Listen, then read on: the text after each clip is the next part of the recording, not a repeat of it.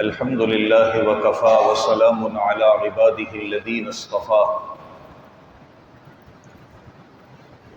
أما بعد فأعوذ بالله من الشيطان الرجيم بسم الله الرحمن الرحيم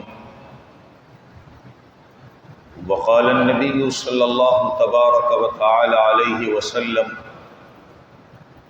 من قال هلك الناس فهو أهلكهم او كما قال صلی اللہ تبارک و تعالی علیہ وسلم۔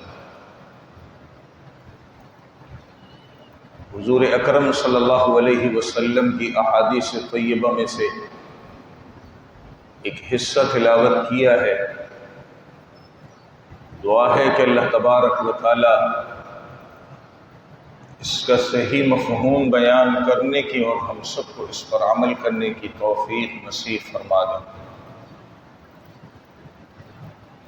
اللہ رب العزت کا کرم ہے کہ اس نے ہمیں رمضان المبارک جیسا مقدس مہینہ عطا کیا۔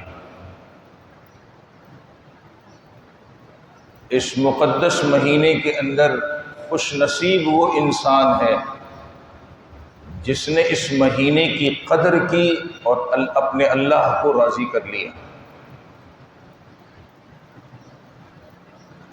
اور بدبخت وہ انسان ہے جو اس مقدس مہینے کے پانے کے بعد بھی اپنے اللہ کو خوش نہ کر سکا اور اپنے لیے کوئی پونجی جمع نہ کر سکا۔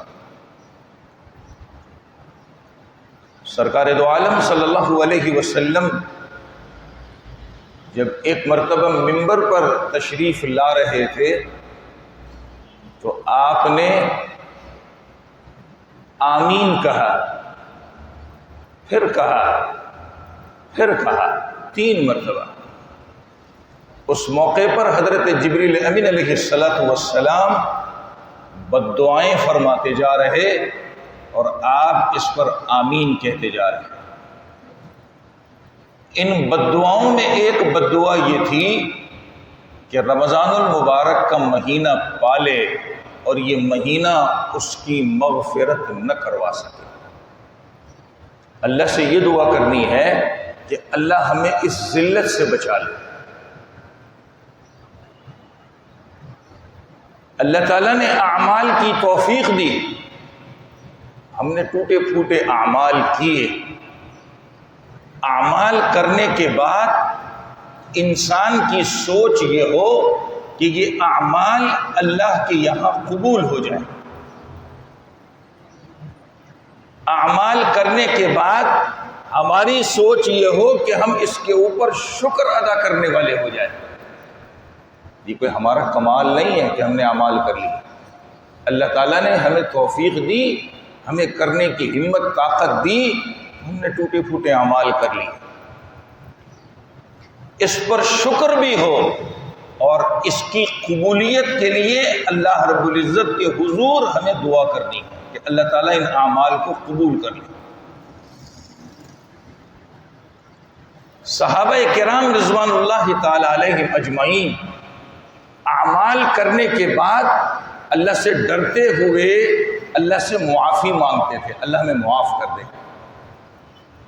قرآن نے اس کا نقشہ کھینچا ہے، سورہ زاریات کے اندر ہے وَبِالْأَسْحَارِ هُمْ يَسْتَغْفِرُونَ، رات بھر نفلیں پڑھتے اور سحری کے وقت اللہ سے گناہوں کی معافی طلب کرتے تھے۔ انہوں نے کوئی برے کام تو نہیں کیے تھے، انہوں نے کوئی جرم تو نہیں کیا تھا، لیکن اپنے اوپر اعتماد نہیں تھا کہ ہم نے اعمال کیسے کیے۔ اس لیے اللہ کے حضور ڈرا کرتے تھے اور اللہ تعالیٰ سے معافی مانگا کرتے تھے۔ یہ صحابہ کی خصوصیت ہے، اللہ کرے کہ مجھ سمیت ہر انسان کے اندر یہ صفت پیدا ہو جائے۔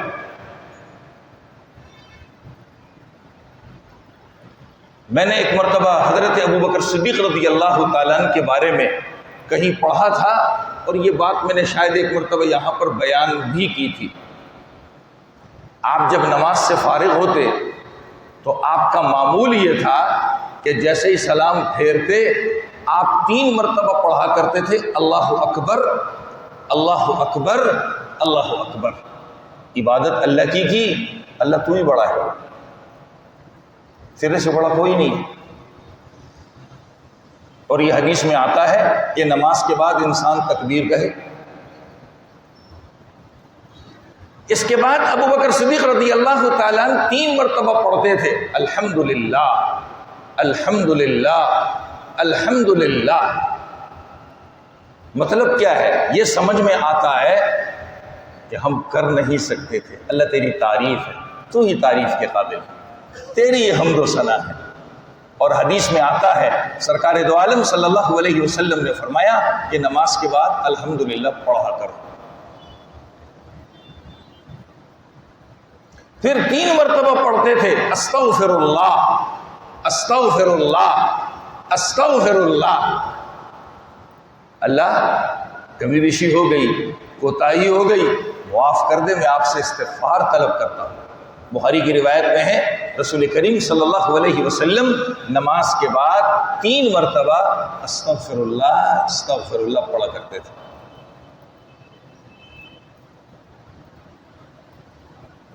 تو کیا ابو بکر صدیق رضی اللہ تعالیٰ عنہ جو نماز جیسا عمل کیا کرتے تھے یہ کوئی گناہ کا کام ہے؟ یہ کوئی برائی ہے؟ نہیں. عبادت کرنے کے بعد اللہ کی تعریف بھی کر رہے ہیں، یہی شکر ہے، اور اللہ سے معافی بھی مانگ رہے ہیں کہ میری عبادت کامل نہیں ہو سکتی. یہ فرشتوں کی صفت ہے.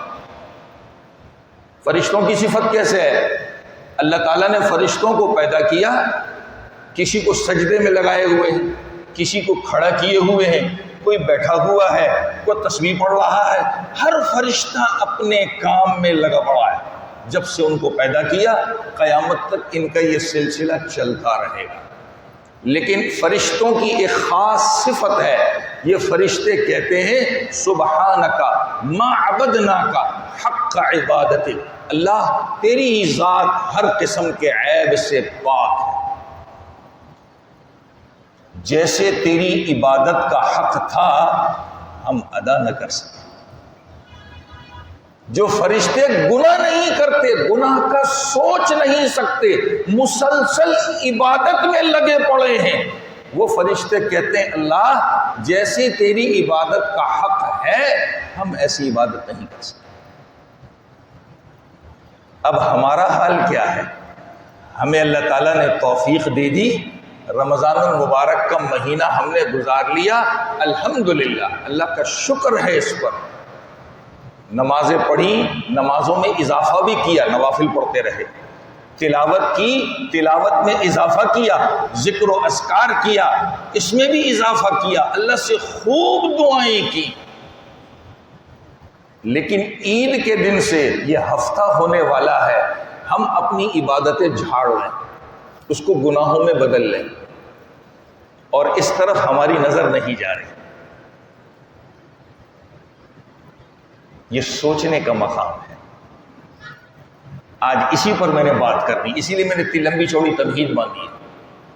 ہفتہ ہونے والا ہے، اللہ تعالیٰ نے جو ہمیں عبادت کی توفیق دی تھی، ہفتے بھر سے ہم کر رہے ہیں اور اسی کو سوچ بھی رہے ہیں. یہیں بریک لگا دیں. آپ نے بھی دیکھا ہوگا واٹس ایپ پہ چل رہا ہے، فیس بک پہ چل رہا ہے، ادھر ادھر لوگ پوسٹیں کر رہے ہیں، کسی مسجد کی تصویر لگی ہوئی ہے، اس میں 2-3 مقتدی ہیں، ایک امام ہے، نیچے بڑے کمنٹس لکھے جا رہے ہیں کہ جی مسجد پکار رہی ہے، نمازی کدھر گئے؟ کب آپ نے سنا کہ مسجد نے کہا ہے نمازی کدھر ہے؟ کب سنا آپ نے؟ یہ آواز میرے کانوں میں کب آئی ہے؟ یہ پوسٹیں ہم نہیں کر رہے. کوئی کمنٹس کر رہا ہے چاند دیکھ کے مسجد کو آباد کر دیا اور چاند دیکھ کر مسجد کو چھٹی دے دی. کیا ہے یہ؟ تھوڑی دیر کے لیے سوچئے، اگر یہ سوشل میڈیا نہ ہوتا ہم ایسی پوسٹیں کر سکتے تھے؟ جب نہیں کر سکتے تو اب کیوں کر رہے ہیں؟ کیا مطلب یہ ہمیں اس لیے ملا ہے کہ ہم اپنوں کی برائی کریں؟ یہ پلیٹ فارم ہمیں اس لیے دیا گیا ہے کہ ہم اپنوں کی برائی کریں. اس برائی کے ضمن کے اندر میں اپنی تعریف کر رہا ہوں، میں بڑا نمازی، بڑا قرآن پڑھنے والا، بڑا ذکر کرنے والا، بڑی دعائیں کرنے والا، یہ کرنے والا، وہ میں تو پارسا ہوں، باقی سب کے سب جہنمی اور کافر ہیں.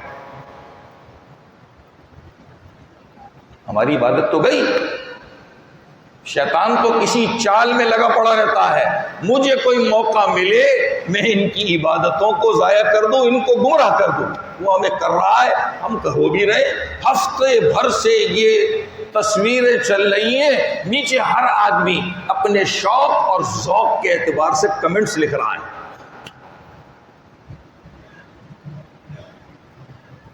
قرآن کیا کہتا ہے؟ پارہ 7، ایمان والو علیکم انفسکم، تم پر تمہارا نفس لازم ہے، اپنے نفس کی فکر کرو. آج ہمیں بہت اچھا لگتا ہے بس میں دوسرے کو نیک بنا دوں، دوسرے کو نمازی بنا دوں، دوسرے کو پرہیزگار بنا دوں، اور میں خود نہ یہ بات نہ کرو، یہ اچھا نہیں لگتا، یہ اچھا نہیں لگتا. میں قرآن کی آیت پڑھ رہا ہوں جو رمضان المبارک کے اندر پڑھی بھی جاتی ہے، اس پر تقریریں بھی کی جاتی ہیں، اور اللہ تعالیٰ نے ہمیں اس میں روزے کا مقصد بیان کیا. روزے کا مقصد کیا ہے؟ تمہیں اس سے کیا ملے گا، کیا فائدہ حاصل ہوگا؟ فرمایا کتب علیکم الصیام، ایمان والو تم پر روزے فرض کیے گئے، کما کتب علی الذین من قبلکم، تم سے پہلی امتوں کے اوپر بھی فرض کیے گئے تھے. کیوں؟ لعلکم تتقون، کہ تم تقوی اختیار کر لو. تقوی کس کو کہتے ہیں؟ ایک ہماری سوچ ہے، اور یہ بات میں کئی مرتبہ کہہ چکا ہوں. ہماری سوچ میں کیا ہے؟ جو بہت نفلیں پڑھنے والا ہو، بہت بڑا پگڑ باندھنے والا ہو، اور بڑے لمبے چوڑے کرتے قمیض جبے شبے کبے پہننے والا ہو، ہم کہتے ہیں متقی ہے. متقی اس کو نہیں کہتے، متقی کہتے ہیں اس کو جو گناہوں سے بچنے والا ہو. متقی کس کو کہتے ہیں؟ تقوی کس کو کہتے ہیں؟ جو گناہوں سے بچنے والا ہو وہ متقی ہے. تقوی گناہ سے بچنے کا نام ہے، عبادت کرنے کا نام تقوی نہیں ہے. عبادت کرنے کا نام تقوی نہیں ہے، گناہ سے بچنے کا نام تقوی ہے. اللہ فرماتے ہیں تم پر روزے اس لیے فرض کیے تاکہ تم متقی بن جاؤ، گناہ سے بچنے والے بن جاؤ. ایک اللہ کے ولی، انہوں نے لعلکم تتقون اس کی تفسیر بیان کی. یہ سننے کی بات ہے، اللہ کرے ہم سب کے دل میں اتر بھی جائے، ہمیں سمجھ بھی آ جائے. کہا اللہ نے روزے میں فرمایا لعلکم تتقون، روزے اس لیے فرض کیے تاکہ تم متقی بن جاؤ، گناہ سے بچنے والے بن جاؤ. اس کا مطلب یہ ہے کہ تمہارے دل کے اندر کھٹک پیدا ہو جائے، کھٹک پیدا ہو جائے میں غلط کر رہا ہوں. اور یہ حدیث میں ہے، نبی نے فرمایا الاثم ما حاک فی صدرک، گناہ اس کو کہتے ہیں کہ گناہ کی کھٹک تیرے دل میں ہو جائے، مجھ سے غلطی ہوئی ہے. آج یہ ہمارے دل میں کہاں پیدا ہوتا ہے؟ آج تو جتنا بڑا مجرم، جتنا بڑا گناہ کرنے والا، اتنا اپنے آپ کو پارسا سمجھنے والا، کیونکہ 2 رکعت زیادہ پڑھ لے گا، ایک تسبیح تھوڑی زیادہ گما لے گا، سمجھتا ہے سب کلیئر ہو گیا، حساب بے باک ہو گیا. ایسا نہیں ہوتا. ہم نے رمضان گزارا، ہم جانتے ہیں باہر کی زندگی کے اندر ہم نے کیا حرام پائی کی ہے، کیا کیا غلط کام کیے، سب ہم جانتے ہیں. اذان سن کر رومال کندھے پر رکھ کر نماز کو آ جانے سے ہم متقی نہیں بن جائیں گے، یہ ہمارا دھوکہ ہے. باہر بیٹھ کر کتنوں کو فون کے اوپر جھوٹ بول رہا ہوں، کتنوں کے ساتھ فراڈ کر رہا ہوں، کتنوں کے ساتھ ناپ تول کے اندر کمی کر رہا ہوں، کتنوں کو دھوکے دے رہا ہوں. صرف اذان سن کر رومال کندھے پہ رکھ کے مسجد میں آ جانے سے میں سمجھ جاؤں کہ متقی بن گیا. نہیں ہو سکتا ایسا، ہم دھوکے باز ہیں. 2-3 بندوں کے درمیان شور کرتا ہوا آ جاؤں گا، ارے چلو نماز کا وقت ہو گیا، اذان ہو گئی، چلو سنتے نہیں ہو. کوئی احسان نہیں کر رہے کسی کے اوپر. کہا لعلکم تتقون کا مطلب ہے کھٹک پیدا ہو جائے تمہارے دل کے اندر. ہم نے رمضان گزارا، ہمارے دل میں یہ کھٹک پیدا ہوتی، ہم نے الحمدللہ روزے رکھے، ہم انسان کے بچے بنے کہ نہیں بنے، ہم گناہوں کے چھوڑنے والے بنے کہ نہیں بنے۔ ایک مہینے اللہ تعالیٰ نے ہمیں ایک مشین کے اندر چلایا، انسان بن جاؤ، ایک مشین کے اندر چلایا، ایک مشین۔ وہ رمضان المبارک کی مشین ہے، گناہوں کو چھوڑنے کی مشین ہے، عبادت کرنے کی مشین ہے، دعائیں کرنے کی مشین ہے، اپنے گناہوں کے معافی مانگنے کی مشین ہے۔ ایک مہینے اس مشین میں چل کر اگلے 11 مہینے کے لیے ہم انسان بنے کہ نہیں بنے، یہ کھٹک میرے دل میں پیدا ہو۔ ہم نے کام کیا شروع کر لیا، دوربین اٹھا لی، مسجدیں آ کر دیکھ رہے ہیں کون سا کونا خالی ہے، کون سا نمازی غائب ہے، کون سا کیا کر رہا ہے، کون کیا۔ یہ انسپیکشن ہمیں کس نے سکھائی ہے؟ کس نے کہا انسپیکٹر بن جاؤ اور مسجد کے اندر جا کر انسپیکشن کرو، دیکھو کون آیا کون نہیں آیا؟ کیا حضرت جبریل نے کوئی رجسٹر دیا کہ جاؤ حاضری لگا کے آؤ؟ یا اللہ تعالیٰ نے کوئی رجسٹر دیا ہوا ہے کہ جاؤ حاضری لگاؤ؟ کیا تو بڑا پارسا ہے، تجھے سب کچھ مل گیا؟ قرآن کہتا ہے علیکم انفسکم، ارے تم پر تمہارا نفس لازم ہے، اپنی فکر کرو، اپنی فکر کرو۔ ایک مثال سے سمجھیے، ایک آدمی ہو، اس کے پیٹ کے اندر تکلیف ہو، درد ہو، وہ درد کی شدت اور اس بیماری کا احساس اسی کو ہوتا ہے کہ یہ تکلیف مجھے کیسی ہے۔ اب وہ کیا سمجھتا ہے کہ سارے بیماروں کی تکلیف، سارے بیماروں کی پریشانی یہ میرے اندر ہی ہے، کیوں میرے پیٹ میں درد ہے، چین نہیں ہے مجھے، سکون نہیں ہے مجھے۔ اب اسے کوئی علاج کے لیے لے جائے، اسپتال پہنچ جائے، اس کو تو صرف پیٹ کا مرض ہے، اور وہاں پر بڑے بڑے مریض دیکھے، کسی کی ٹانگ ٹوٹی ہے، کسی کا سر پھٹا ہے، کسی کا سینہ چیر کر آپریٹ کیا ہوا ہے، کسی کا پیٹ پھاڑ کے آپریٹ کیا ہوا ہے، اور لے جانے والا اس کو دکھائے، ارے تجھے تو صرف پیٹ کا درد ہے، دیکھ کتنے بڑے بڑے بڑے بڑے بڑے بڑے بیمار پڑے ہیں۔ وہ بیمار دیکھے گا بھی، ہاں بڑے بڑے بیمار پڑے، تو اس کی زبان سے کیا نکلتا ہے؟ اس کی تو ہڈی ٹوٹی ہے نا، اس کا تو سر پھٹا ہے نا، اس کو پیٹ کا درد تو نہیں ہے نا۔ سارے بیماروں کے بیچ میں بھی اس کو کس کی فکر ہے؟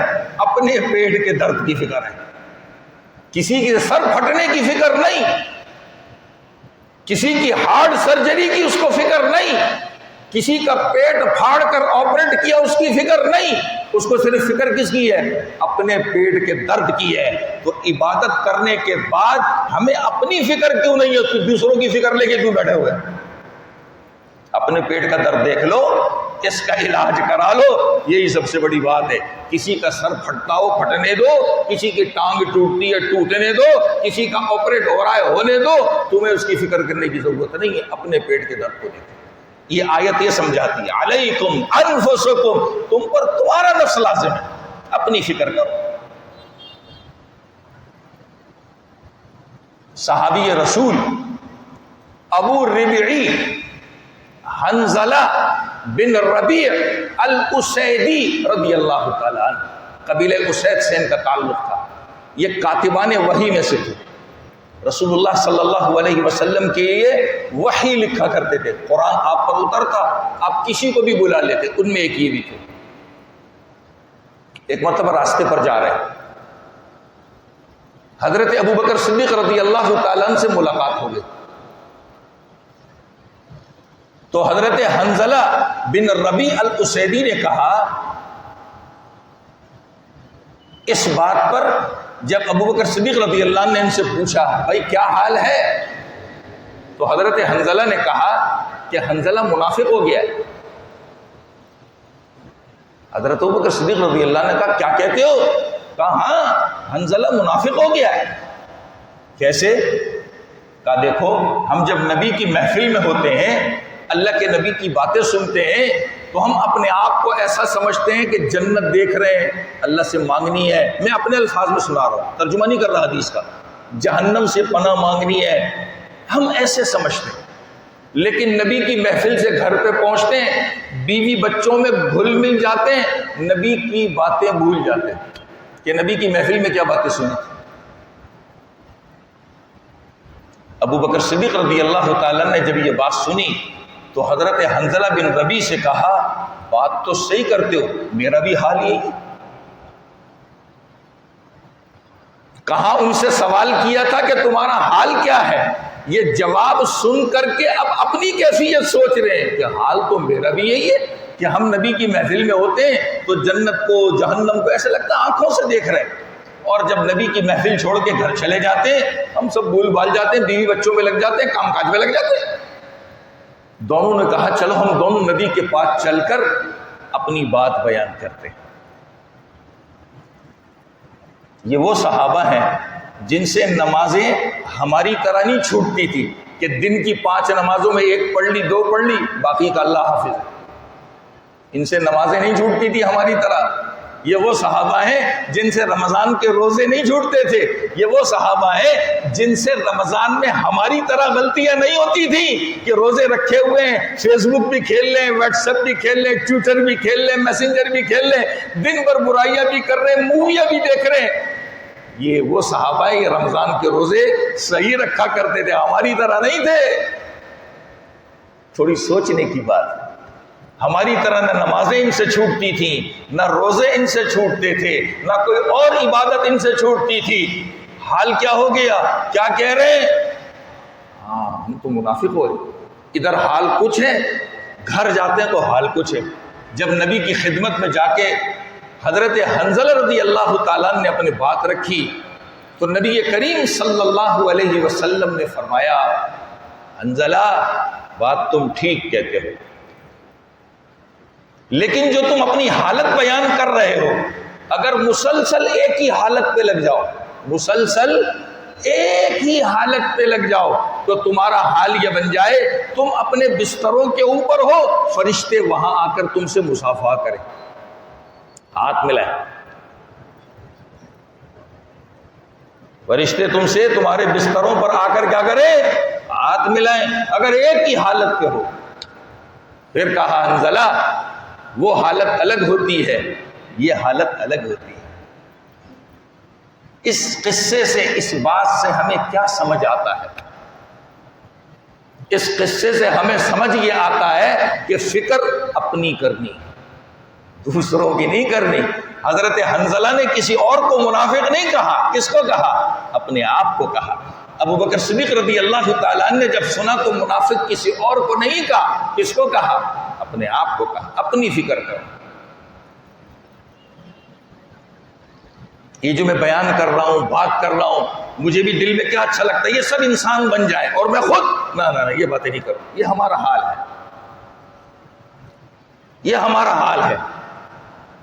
یہ جو میں بات کر رہا ہوں، بیان ہو رہا ہے تو میری سوچ کیا بنتی ہے؟ جتنے یہ مجھے سن رہے ہیں یا بعد میں ریکارڈنگ سنیں گے سب انسان بن جائیں اور میں خود نہیں، میں انسان نہیں بنوں۔ یہ ہماری سوچ ہے، ہم ہر جگہ یہی کام کرتے ہیں۔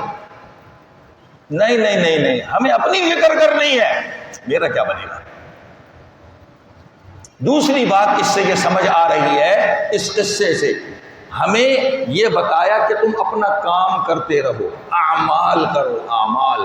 اللہ نے رمضان میں اعمال کی توفیق دی، اس پر شکر کرو اور آئندہ زندگی میں اعمال کے لیے اللہ سے دعا کرو کہ اللہ میرے لیے کرنا آسان کر دے۔ اس قصے میں نبی نے سمجھایا دیکھو جو تم بات کر رہے ہو یہ تمہارے دل کی کیفیت ہے کہ میری مجلس میں بیٹھ کر تمہارے دل کی حالت یہ ہوتی ہے کہ جنت بھی نظر آ رہی، دوزخ بھی نظر آ رہی، اور جب بیوی بچوں کے پاس جاتے ہو تو دل کی کیفیت بدل جاتی ہے، بیوی بچوں کی محبت آ جاتی ہے۔ اسی پر اور بات سمجھیے، جب ہم کام کاج میں چلے جاتے ہیں، ملازمت میں چلے جاتے ہیں، دکان فیکٹری میں چلے جاتے ہیں تو وہاں کی سوچ آ جاتی ہے، یہ دل کی کیفیت ہے۔ اللہ نے ہم سے دل کی کیفیت نہیں مانگی، اللہ نے ہم سے اعمال مانگے۔ کتنی بڑی بات حضرت حنظلہ کو سمجھائی، یہ میں نے اپنے الفاظ میں سمجھائی ہے تاکہ اللہ کرے مجھ سمیت ہر ایک کو سمجھ میں آ جائے۔ اللہ ہم سے دل کی کیفیت نہیں مانگ رہے، اللہ کیا مانگ رہے ہیں؟ اعمال مانگ رہے ہیں۔ نماز کا وقت آ جائے نماز پڑھو، ذکر کا وقت آئے ذکر کرو، اللہ ہر وقت دل میں ہونا چاہیے، بس یہ ہمیں سمجھایا ہے۔ ہم کھا رہے ہیں تو اپنی حاجت پوری کر رہے ہیں نا، پیٹ بھر رہے ہیں. اللہ ہو، اللہ کے نام سے کھانا ہے، اللہ کی نعمت ہے، اللہ نے کتنا احسان کیا میرے اوپر. سو رہے ہیں، اللہ کے نام سے سونا ہے اور اللہ کو سوچنا ہے اللہ نے کتنا بڑا انعام کیا کہ آرام کے لیے اللہ نے مجھے موقع دیا. یہ ہے، یہ اللہ نے مانگا ہے ہم سے. بس سوئی ایک جگہ لگا رہے، کھائیں پیئیں سوئیں، بیوی بچوں سے محبت میں رہیں، کام کاج کریں، اللہ دماغ میں ہو. اللہ کی نعمت ہے، اللہ کی نعمت ہے، اللہ کی نعمت ہے، اللہ کی نعمت ہے. اللہ کے نام کے ساتھ اس کو شروع کرنا ہے اور کام کرنے کے بعد اللہ کی تعریف کرنی ہے، شکر ادا کرنا ہے. باقی یہ ہم نے نہیں کہا کہ 24 گھنٹے دل کو دیکھتے رہو، دل میں کیا ہو رہا ہے، دل کدھر ہے. نا ہم تو پاگل ہو جاتے ہیں. اللہ کتنا مہربان ہے نا، یہ سوچنے کا موقع اللہ ہم کو دے رہے ہیں. ہماری ایک سوچ کے بعد فوراً دوسری آتی ہے. ابھی میں نماز کو سوچ رہا ہوں، نماز پڑھنا ہے، نماز میں کھڑا ہو جاؤں گا، بھولی ہوئی چیز یاد آنا شروع ہو جاتی ہے. ہوتا ہے کہ نہیں ہوتا؟ گھر سے دہی لینے کے لیے نکلتے ہیں، کوئی دوست یار مل کے سلام دعا کر رہے ہیں، اس کی سوچوں میں اس کی باتوں میں. یہ اللہ کی نعمت ہے. اگر ایک انسان گھر سے ایک ہی چیز، اس کی سوئی 12 پہ اٹک جائے، 12 پہ دہی لینے جانا ہے، دہی لینے جانا ہے، دہی لینے جانا ہے، دہی، اس میں اس کو آدھا گھنٹہ 15 منٹ لے کے واپس آئے گا، تھوڑی دیر کے بعد دماغ چکرا جائے گا. یہ کیا ہو رہا ہے کہ نہیں ایسا؟ یہ سوچ کا آنا یہ اللہ کی بہت بڑی نعمت ہے. ہم کچھ بھی کریں، کچھ بھی کریں، دھیان اس پر ہو کہ اللہ کی نعمت ہے، اللہ کی مہربانی ہے، اللہ تیرا شکر ہے.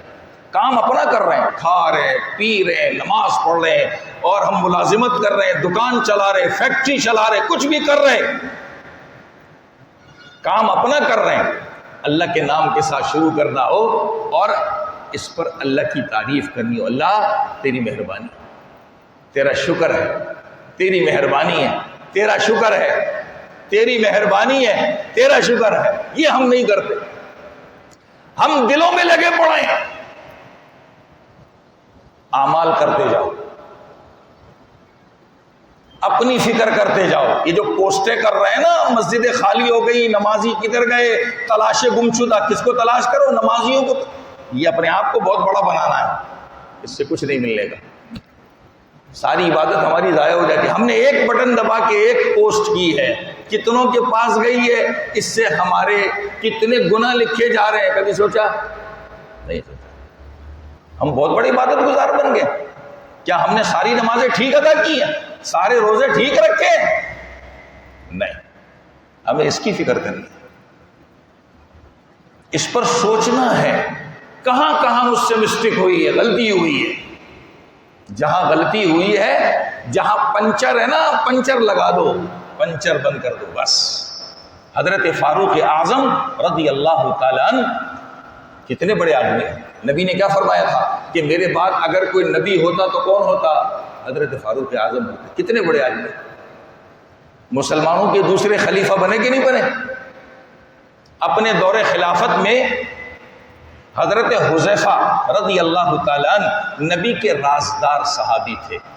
ان کو بلایا، کہا تمہارے پاس نبی کا علم ہے، مجھے بتاؤ. تو حضرت حذیفہ رضی اللہ تعالیٰ نے چند باتیں کہا. یہ نہیں پوچھ رہا، وہ جو نبی نے تمہیں راز کی باتیں بتائی ہے نا، وہ بتاؤ. کہا امیر المومنین یہ نہیں ہو سکتا. نبی سے وعدہ کیا تھا، یہ نہیں ہو سکتا، یہ نہیں ہو سکتا. راز تھا نا نبی کا بتایا ہوا، کیسے بتا دیتے؟ نہیں بتایا. اب حضرت فاروق اعظم رضی اللہ تعالیٰ عنہ کو اپنی فکر ہوئی، یہ بتا تو نہیں رہے، اگر بتا دیتے کہ نبی نے یہ کہا ہے، یہ کہا ہے، یہ کہا ہے، یہ کرنا ہے، تو میں کرنے لگ جاؤں تاکہ میں بچ جاؤں. ڈاکٹر کہتا ہے نا یہ کھانا ہے، یہ کھانا ہے، یہ کھانا ہے، یہ نہیں کھانا، یہ نہیں کھانا، یہ نہیں کھانا، تو میں اپنے آپ کو بچا لو تاکہ بیمار نہ ہو جاؤ. حضرت فاروق اعظم نے بھی یہی سوچا کہ یہ بتا دیں گے، میں بچنا شروع کر دوں گا، بیماری سے بچ جاؤں گا. لیکن جب انہوں نے معذرت کی کہ یہ بتا نہیں سکتا، اب حضرت فاروق اعظم رضی اللہ تعالیٰ نے کیا کیا؟ مثال دو، جیسے کہ قصے میں آتا ہے، اگر کسی کا جنازہ آ گیا، جنازہ پڑھنا ہے، تو اس زمانے میں تو جو امراء امیر المومنین ہوتے تھے وہی جنازہ پڑھاتے تھے. تو حضرت فاروق اعظم رضی اللہ تعالیٰ کی جنازہ کیسے انسان کا ہے؟ لوگوں میں دیکھتے کہ حضرت حذیفہ موجود ہیں کہ نہیں. اگر حضرت حذیفہ رضی اللہ تعالیٰ جنازے میں موجود ہوتے تو ان کو اطمینان ہو جاتا کہ ہاں یہ آدمی اچھا ہے، اس کے جنازے میں شرکت کر لیتے تھے. اور اگر حضرت حذیفہ موجود نہیں ہوتے تو آپ پیچھے ہٹ جاتے تھے. اب انہوں نے ایسے بچنا شروع کیا، ایسے آزمانا شروع کیا. فکر کس کی؟ اپنی. ہماری طرح واٹس ایپ نہیں چلائے، ہماری طرح فیس بک کے اوپر پوسٹیں نہیں کی، اپنی فکر کی. میرے اعمال کیسے ہیں، میں کیا کر رہا ہوں، مجھے کہاں کہاں بچنا ہے اور کیا کیا کرنا ہے. میں نے جو خطبے میں حدیث پڑھی ہے یہ مسلم شریف کی روایت کا ایک حصہ ہے. نبی نے فرمایا من قال ہلک الناس، جو کہے کہ لوگ ہلاک ہو گئے، فہو اہلک، یہ خود ہی ہلاک ہو گئے. آج ہم کہتے ہیں نا نمازی غائب ہو گئے، وہ غائب نہیں ہوئے، ہم غائب ہو گئے. مسجد اعلان کر رہی ہے نمازی کدھر گئے، وہ نہیں گئے، ہم چلے گئے. اگر ہم آ بھی رہے ہیں اور نمازیں پڑھ بھی رہے ہیں، کس کے باپ پہ احسان کر رہے ہیں؟ کتنی پیاری بات نبی نے سمجھا دی. جس نے لوگوں کے بارے میں کہا کہ یہ ہلاک ہو گیا، تباہ ہو گیا، برباد ہو گیا، کہا نہیں، یہ خود ہی ہلاک ہو گیا. تجھے کسی اور کی فکر کرنے کی کیا ضرورت ہے؟ اپنی فکر کرنا. تو خدا کے واسطے اس مقدس مہینے میں جو اپنی عبادتیں کی ہیں، جو اللہ سے دعائیں مانگی ہیں، جو اللہ سے گناہوں کی معافی مانگی ہے، اس کو باقی رکھیے. اب اللہ سے ایک ہی دعائیں کرتے جائیے، اللہ ان کو قبول کر لیجیے. ان عبادتوں پر مجھے قائم اور دائم رکھیے. کیمرہ لے کر، دوربین لے کر مسجدوں میں انسپیکشن نہ کیجیے، حاضری نہیں لگائیے کہ کون آ رہا ہے اور کون نہیں آ رہا. یہ ہمارا کام نہیں ہے. یہ جس کا کام ہے اللہ تعالیٰ ان سے لے رہے ہیں، ان کی حاضری غیر حاضری ان کے رجسٹروں کے اندر لگ رہی ہے. یہ ہمارے ذمہ نہیں ہے. خدا کے واسطے یہ کام چھوڑ دیجئے. اللہ ہمیں عمل کی توفیق نصیب فرما دے.